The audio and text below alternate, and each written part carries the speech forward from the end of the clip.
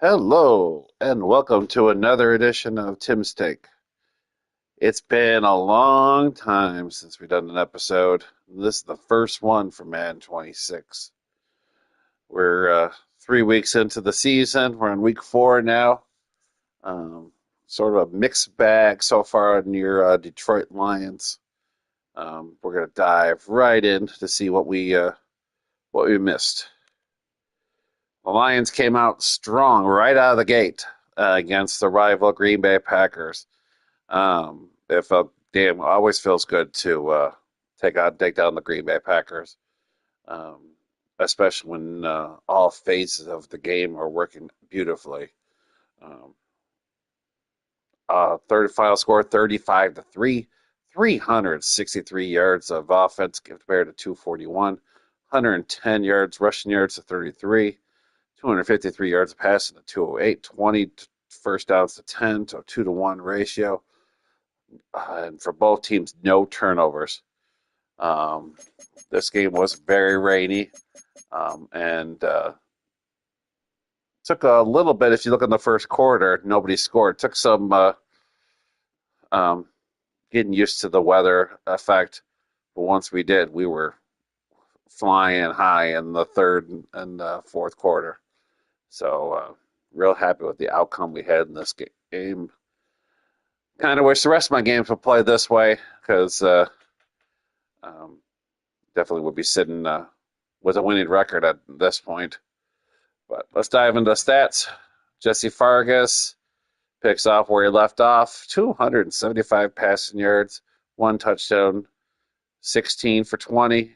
You can't go wrong with 80%, even if you take 3 sacks. I'll gladly take 3 sacks if I can be as efficient as that with 80%, spreading the ball all over the field. Um, Rushing. When we get a rushing attack like this, 11 carries from Montgomery for 66. And then Gibbs for 11 for 34. That's 22 carries for 100 yards. Gibbs gets a touchdown. Montgomery gets 3. I can't be complaining about that running game because then it opens up so much of my passing offense, especially play action, um, which I did take advantage. J-Mo, 6 catches for 157 and a touchdown. St. Brown, 5 catches for 51. Man, I missed him. Teslaw came in 2 for 40. Um, Laporta's been quiet this year. Laporta catch 1 pass for 6 yards. But when everybody else is doing like their thing right here, I can't complain. Defensively, Kirby Joseph, 9 tackles.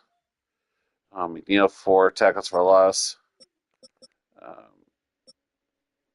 we didn't get no sacks. We didn't get no interceptions. But you know what? I'll take that. I'll take that any day of the week. On our next game, we play the Chicago Bears. This one was like going to the dentist and getting your teeth pulled out um, with no um, Novocaine. Um, it was hard to watch this game. It was about as hard to watch this game, hard to play this game.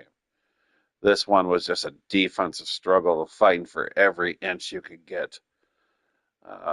This really came down to one Hail Mary play at the end. For the majority of the game, we were in control of this game. But there's so many 3 field goals and a safety. If you just convert one of them into a touchdown, you win the game. Um, 220 yards of offense to 159, 90 yards of rushing to 18, 130 passing yards to 141, 14 first downs to 9, 3 turnovers to 1. Turnovers were a factor, especially early on. It looked like Montgomery's going in for the end zone in the second quarter. Fumbles the ball at the 1. On the flip side, they started at the 1 and they went backwards on their running game, and we got a safety out of it. So at least got something. But when you get in the red zone and you don't convert, um, that's rough. And I'm happy with the time possession, but the final execution of the game, I'm not happy with. Allowed Caleb Williams to get a touchdown pass late. Fargas looked very human that game. Nobody was able to pass the ball. Gibbs was strong, 17 carries for 67. But Montgomery's, after the great game, a 3-touchdown game the week before, he couldn't get anything going for Montgomery. Um, here's a Devin Duvernay who caught the 65-yard pass for a touchdown.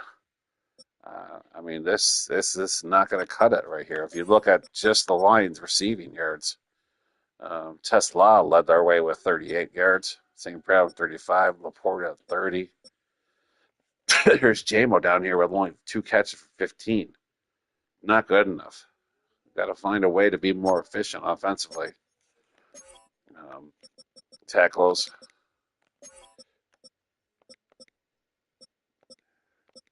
As you see here, Hutchinson, 3 catches, 3 tackles for loss.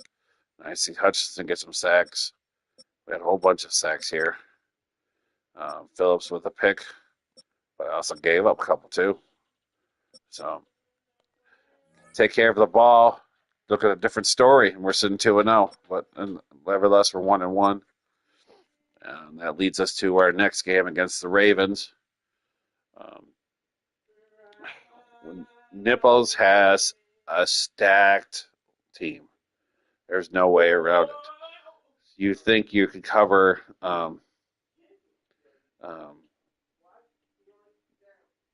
Lamar Jackson, keep him in the pocket, not let him scramble. That's great. But he's also got a 97 speed wide receiver in Quentin Copeland. And if you focus too much in the receiving game, he's got Derrick Henry behind him that is able to run down your throat. So I don't know how anybody beats him. I was curious to see how you stop this amazing offense, unless you go on a shootout with him, which we tried to do. But everything was working against us this game. Second play in the game, Jesse Fargas gets hurt, out for the rest of the game. Now, lucky enough, he only missed that game. But I mean, that was a huge factor in the game for us. And Flacco came in and was beautiful as a quarterback. 319 offensive yards to 386, 43 rushing yards to 132, 276 yards passing to 254, 15 first downs to 19, 1 turnover by us, 0 for him. If you take care of the ball, if Nipples does what he does, and the threat of the run, a speedy receiver that he can find and get open, and Derrick Henry. I mean, how do you stop him if he's not turned over the ball or not? I think there was a lot of trick plays in that game. If he just plays straight up and he doesn't run those trick plays, he's unstoppable. So that's my 2 cents. 235 yards of possession to 230, 23 minutes. Geez, 23 minutes felt like 230 to 16:55. So, I mean, we tried to do what we could. We tried to keep it close, but there's nothing we could have done in that game. Like I said, Fargas had 2 passes, and he got hurt. Flacco came in, was actually pretty solid. 266 for 2 touchdowns and 1 pick. So Lamar efficient, just does what his thing. Here's Quentin Copeland who ran 1 play for 53. Derrick Henry 14 for 37. We did a pretty good job stopping Derrick Henry, but he still got 3 touchdowns. So Gibbs 8 for 35. Montgomery 4 for 10.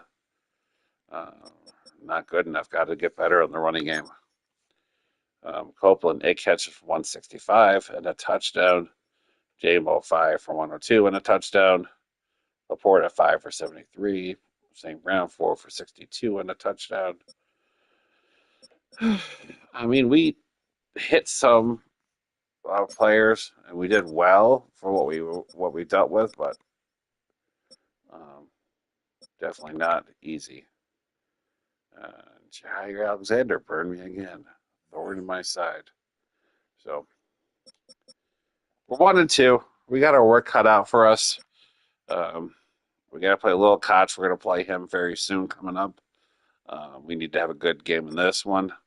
We have a tour of Ohio right here, as we play Little Koch, and then Denver. Denver is high flying right now with the Bengals, so we got to figure out a way to slow him down.